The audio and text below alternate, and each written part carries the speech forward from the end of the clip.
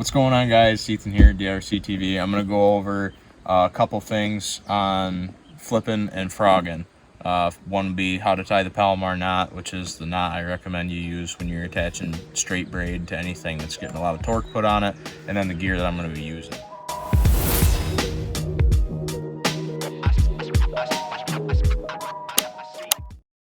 Before we get started, make sure to give me a thumbs up on this video if you think that this is interesting content.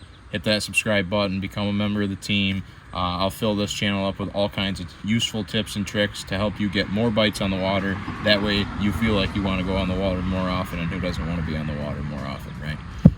Really appreciate your view and enjoy watching. So to start off, I'll be throwing TFO Tactical Bass 7.3 heavy.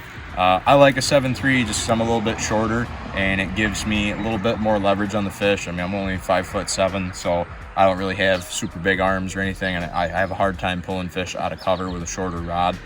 Typically speaking, when you're flipping, you're probably going to want to throw like a 6'9" or a 7-footer, but just personal preference, I like a 7.3. This rod is like perfectly balanced for me. I don't know if that has any correlation with the couple inches shorter rod, but it seems to have very good balance in my hands. I'm throwing that with a Lew's carbon fire just because it was cheap, and I very seldom throw a bait caster, and it does lock down pretty good when I come tight on a fish in coontail. Even 5-6 pounder, like I don't have any kind of drag pull at all, no slipping or anything like that. I have it spooled up with some Cortland master braid, 50-pound white. I like the white because you can see the line jump when a fish hits it on the fall a lot better than you can see it with moss green. Bright yellow is another good one. Bright blue is another good one. Like, they're just colors you can pick out against your typically dark or black background. When you're looking at the base of the weeds, it's usually darker, so you can see this a lot better than you can see that green.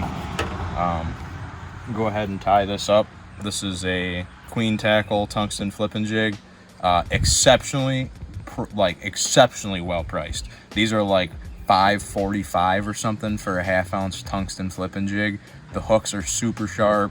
They're a little bit thinner than your standard flipping jig hook, but they're not so thin that I'm worried at all throwing it on a heavy action rod with 50-pound braid. I've fished it a bunch. I think they're just as good as the jigs that I used in the past, and I really like the fact that the tungsten head is a little bit smaller. So to tie that Palomar knot, basically what we're gonna do is we're gonna take your jig, take the tag end, feed it through the eye of the hook, and then leave a little bit of a loop on the other side, feed it back through the same way we just came. I don't know if that's easy to see on there or not. And grab that tag end, and now we've created this loop. We're gonna give ourselves a little bit of slack here, about 4 inches on each side. We're gonna just go ahead and tie a standard overhand knot. Get this so I can go ahead and just tie a standard overhand knot, or shoelace knot, whatever you want to call it, with that loop.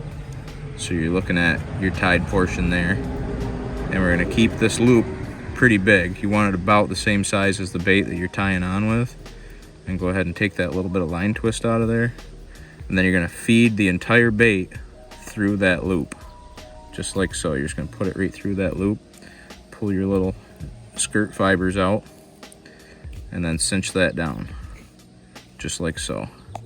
Pull it tight, and that right there is your Palomar knot. That is your quote-unquote no slip knot. Snip that tag end off there, and you're good to go. And that should not pull out. I do believe the breaking strength of this knot is over 50 pounds, but I'm not 100% sure. I've never had one come out. I used to try to tie them on with an improved clinch or whatever, and it never worked out. I'd always slip off on big fish or after I caught several fish in succession. But that's pretty much your deal.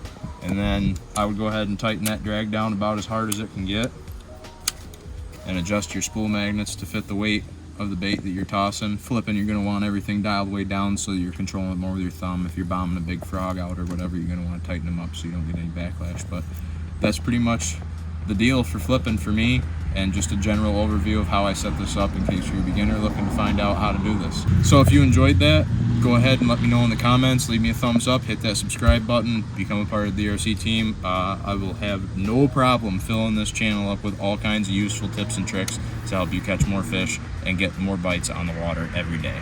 Peace out, tight lines, and have a good one.